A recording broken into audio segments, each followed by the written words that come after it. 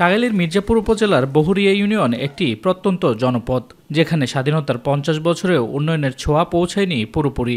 শিক্ষা ব্যবস্থায় পিছিয়ে থাকা এই অঞ্চলে 2009 সালে একদল স্থানীয় উদ্যোগী মানুষ গড়ে তোলে Bahuria Udayan kindergarten and high school.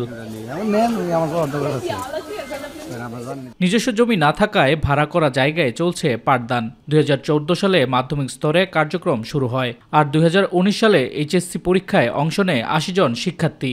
চলতি বছর এইচএসসি পরীক্ষায় এই বিদ্যালয়ের পাশের হার দাঁড়িয়েছে 93.18%। আমাদের স্কুলে রেজিস্ট্রেশন ব্যবস্থা নেই, যে কারণে আমাদের স্কুলের নাম হয় না, অন্য স্কুলের নাম হয়।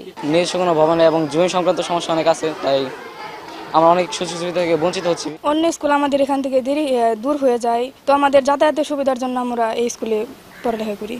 তবে উপজেলার অন্যান্য বিদ্যালয়গুলোর তুলনায় সব ধরনের সুবিধা থেকে বঞ্চিত এই বিদ্যালয়ের শিক্ষার্থীরা। নিজস্ব জায়গা ও পর্যাপ্ত অবকাঠামো না থাকায় পাঠদানে ভোগান্তি পোহাচ্ছেন শিক্ষকরাও।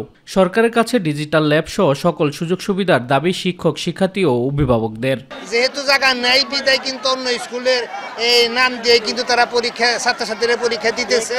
এই বিদ্যালয় থেকে এত কষ্ট করেও যে রেজাল্ট হচ্ছে, যেগুলো আমাদের আশেপাশে অন্যান্য যে সরকারি বিদ্যালয়গুলো আছে সেগুলোর থেকেও কিন্তু অনেক ভালো মানের। শুধু জমিটা প্লাস হচ্ছে কিছু ভবন, আর আমাদের ডিজিটাল ল্যাবের প্রয়োজন। বর্তমান হচ্ছে ডিজিটাল যুগ, আমার স্কুলে কোনো ডিজিটাল কোনো সরঞ্জামাদি নাই।